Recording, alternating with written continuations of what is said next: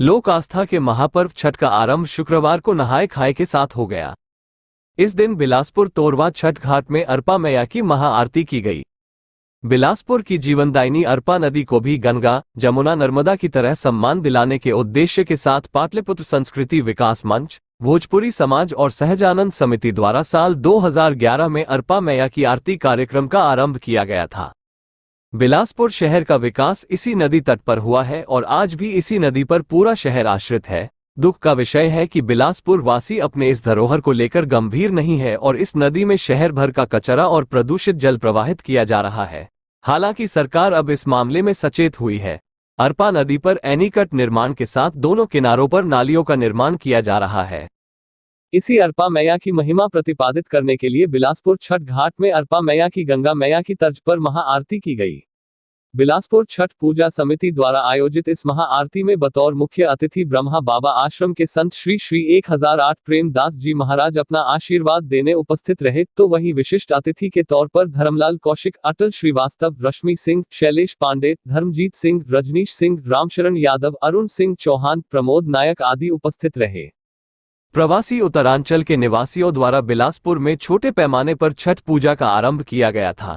बाद में यहां नदी तट पर 8 एकड़ क्षेत्रफल में विशाल छठ घाट का निर्माण किया गया, जहां घाट की लंबाई ही 1 किलोमीटर से अधिक है। दावा किया जाता है कि यह दुनिया का सबसे बड़ा स्थायी छठ घाट है।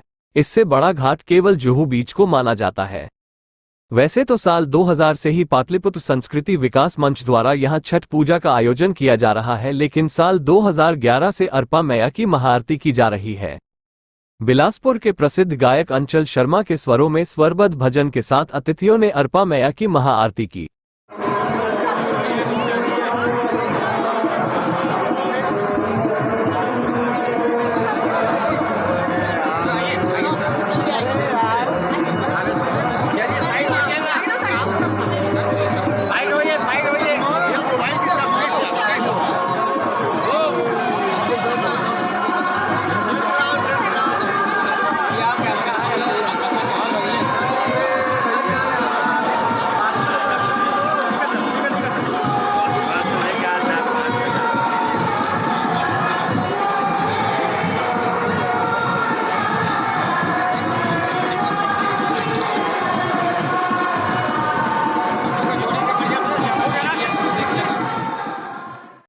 इसी दौरान बिलासपुर के छठ घाट पर 5000 दीपदान किया गया। नन्हे नन्हे दीपकों को प्रज्वलित कर उन्हें अरपा नदी में प्रवाहित कर दिया गया। छठ पर्व के मद्देनजर घाट में जिस तरह की साफ सफाई, रोशनी आदि की गई है, ऐसी व्यवस्था पूरे वर्ष भर हो, इस दिशा में पहल करने की उम्मीद पर्यटन मंडल के अध्यक्ष अटल श्रीवास्तव ने जगाई है। छठ पर्व की पूर्व संध्या पर अरपा मैया की आरती की जाती है, जो कि बहुत अच्छा आयोजन होता है। माता अरपा हम सबको अपने जीवनदायिनी अरपा नदी है, इसकी आरती में हम सब लोग शामिल होकर अपने आप को बहुत अच्छा महसूस कर रहे हैं। और छठ मैया से यही प्रार्थना है कि जिस तरीके से छत्तीसगढ़ राज्य में सब आपसी सद्भाव के साथ, भाईचारे के साथ रहते हैं, वैसी समृद्ध और सपने से छठ घाट हमेशा 12 महीने खुला रहेगा। और हमारी कोशिश होगी कि यहाँ पर कोई ना कोई प्रोग्राम हर महीने होता रहे, ताकि लोग यहाँ आते रहें। और मॉर्निंग और इवनिंग में, शाम और सुबह हमारे लोगों की घूमने की एक जगह हो, इसका इंतजाम किया जा रहा है। माननीय महापौर जी ने भी आज घोषणा की है, तो जल्दी इसको। एनर्जी का स्रोत हमारे पास केवल सूर्य एक ऐसा स्रोत है और हम उसी की आराधना करते हैं। तो मुझे लगता है ये जिस भावना से मनाया जाता है, सभी का कल्याण हो।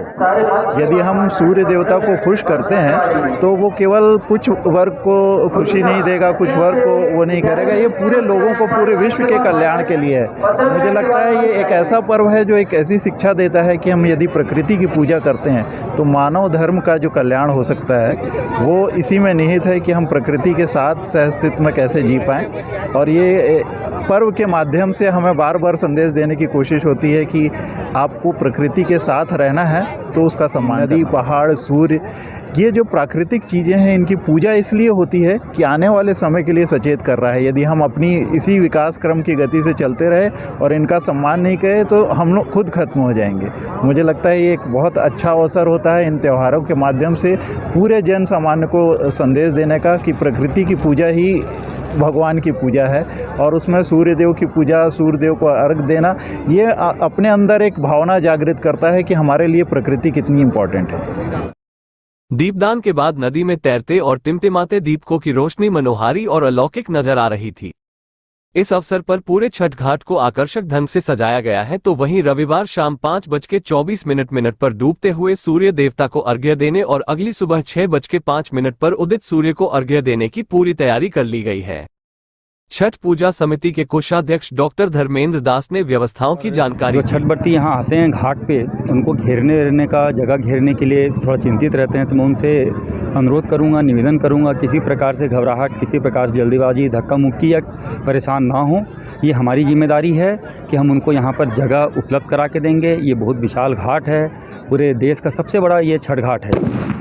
तो हम लोग की जिम्मेदारी बनती है, हम वॉलेंटियर्स की, हम समिति वालों की जिम्मेदारी बढ़ती है, छठ पूजा समिति की, पाटलिपुत्र संस्कृति विकास मंच की, कि हम लोग उनको जगह उपलब्ध कराएं और जगह उपलब्ध हम लोग कराएंगे।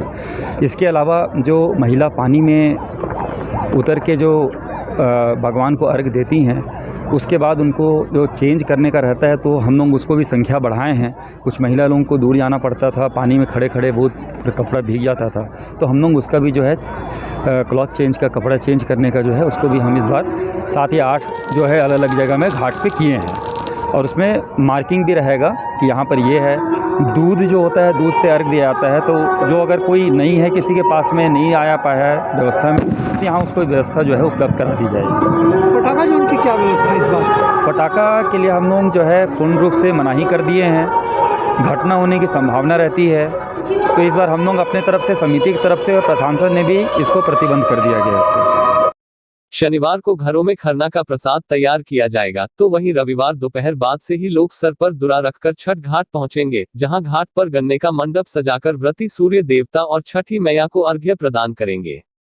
छठी मैया असल में मां दुर्गा की छठवीं स्वरूप मां कात्यायनी है, जो संतान की रक्षा करती है। इन्हें सूर्य भगवान की बहन माना जाता है, इसलिए सूर्य देवता के साथ छठी मैया की पूजा की जाती है और उनसे संतान के मंगल की कामना की जाती है। खास बात यह है कि छठ पूजा में ना किसी पुरोहित की आवश्यकता होती है और ना ही कोई मंत्रोच्चार किया जाता है। यहाँ पुरोहित व्रती स्वयं होता है और मंत्रोच्चार लोकगीतों के माध्यम से किया जाता है। आस्था का यही उफान अब रविवार और सोमवार को नजर आएगा।